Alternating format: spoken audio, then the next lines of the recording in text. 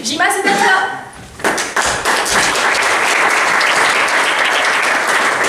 Allez, Jima.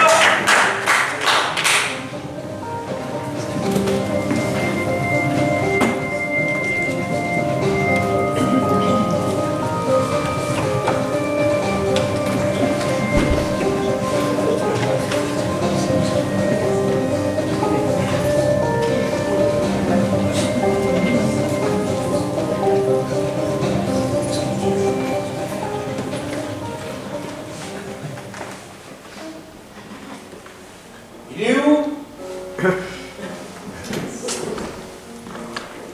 Jima, t'as pas le droit de dire rien. L'autre jour, ma belle-mère m'a appris qu'elle voulait préparer son enterrement.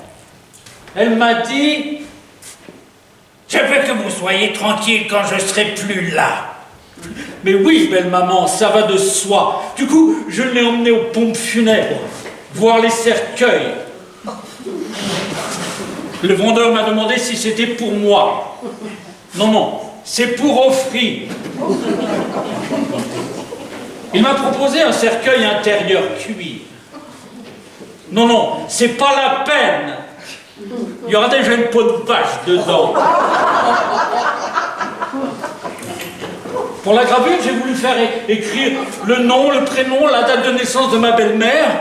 Mais quand j'ai su qu'il facturait à la lettre, je lui ai demandé qu'on y mette un smiley. Mais de retour à la voiture, ma belle-mère m'a dit « Voilà, Olivier, tout est prêt !» Bah oui, belle maman, il n'y a plus qu'à caler la date. Du coup, je l'ai emmené à l'hôpital faire un bilan de santé.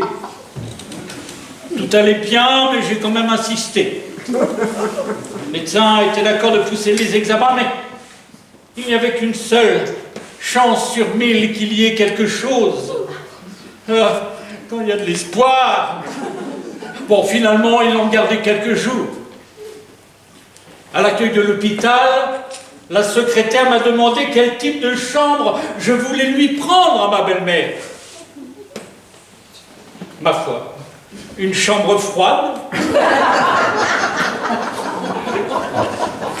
Puis, j'ai dû refaire le dossier d'admission. J'ai écrit le prénom, le nom et la date de naissance de ma belle-mère sur un bout de carton. Et je lui ai accroché au gros orteil. Bon, le personnel de l'hôpital n'a pas été très coopérant. Ils ont retiré la pancarte que j'avais mise la nuit au-dessus du lit de ma belle-mère. J'avais écrit « Don d'organes, servez-vous » Bon, au final, le médecin lui a trouvé quelque chose à ma belle-mère. Que des belles années devant elle. Du coup, j'ai téléphoné aux pompes funèbres. Allô? Ouais, c'est moi. Ouais, on annule l'opération Youpi. Mais quelques jours plus tard, l'hôpital m'appelle. Il paraît que ma belle-mère avait un problème. Une fois sur place, le médecin m'a dit que ma belle-mère était dans le coma depuis 2 minutes. Oh, c'est pas possible. Il n'y a plus d'espoir. Oh, je veux pas qu'elle souffre, docteur. Débranchez-la.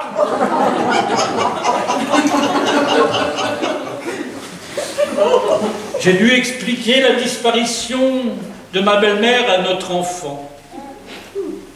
Je n'arrivais pas à trouver les mots, donc je lui ai dit que cette année, le Père Noël est passé plus tôt que prévu. Et que pour la première fois, le cadeau ne sera pas au pied du sapin, mais dedans. Puis j'ai déclenché l'opération Youpi. Dans le cortège qui suivait le cercueil, on m'a demandé d'arrêter de klaxonner. Plus personne n'entendait leur radio dans leur voiture. Mais à l'église, au passage du cercueil, on sentait bien que les gens étaient tristes. Laola n'a pas pris et la chenille non plus. Puis, j'ai pris la parole. je vais faire l'éloge funèbre de ma belle-mère. Et après, on passera à l'ouverture des cadeaux.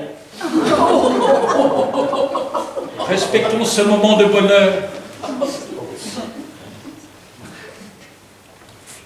Janine, beaucoup de gens nous ont quittés trop tôt. Toi, tu nous as quittés trop tard. Oh Janine, tous les dimanches, pour le déjeuner, tu nous préparais un repas chaud. Aujourd'hui, c'est un buffet froid. Mais quelle coïncidence, Janine, toi qui n'aimais pas danser, aujourd'hui, tu es rentrée en boîte. Oh, pour avoir mon âme en paix, Janine, j'ai décidé de te rembourser tout l'argent que je t'avais emprunté. Je t'ai glissé un chèque dans ton cercueil. Tu l'encaisseras quand tu veux. On t'avait offert le livre de Yann Arthus Bertrand. Hein? La terre vue du dessus. D'ici sous peu, tu connaîtras la suite. Mais qui aurait pu croire, Janine, qu'un jour, tu deviennes écolo? Car dans quelques heures, tu vas rejoindre les Verts.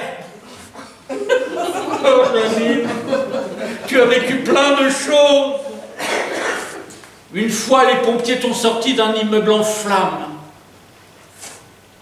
Je me souviens, je leur avais dit, cette année, ne comptez pas sur moi pour vous prendre un calendrier.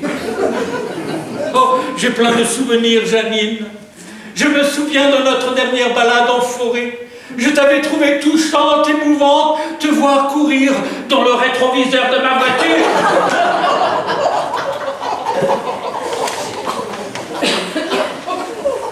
Bon, avant de conclure, Seigneur, Janine t'a rejoint. Accueille-la avec autant de joie que je te l'envoie. Pour te rendre un dernier hommage, Janine, j'ai enregistré tes dernières paroles que voici. Bip, bip, bip. Ah, je ne pourrai jamais oublier. C'est le même bip que le recul de ma voiture. Bon. Afin de faire des économies, pour transporter le cercueil de l'église au cimetière, j'ai pas pris de porteur. J'ai fait ça avec un diable. Mais au moment de la mise en terre, une sonnerie de téléphone a retenti dans le cercueil. On avait oublié de retirer le téléphone portable de ma belle-mère qui était resté coincé dans sa poche. C'est étonnant d'entendre la sonnerie d'un téléphone dans un cercueil. Mais c'est d'autant plus étonnant quand ça décroche.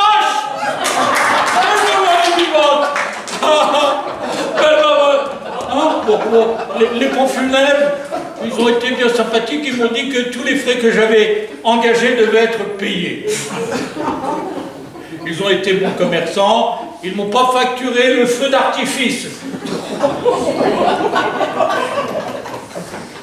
Le Seigneur m'a rendu ma belle-mère, car lui-même n'en a pas voulu.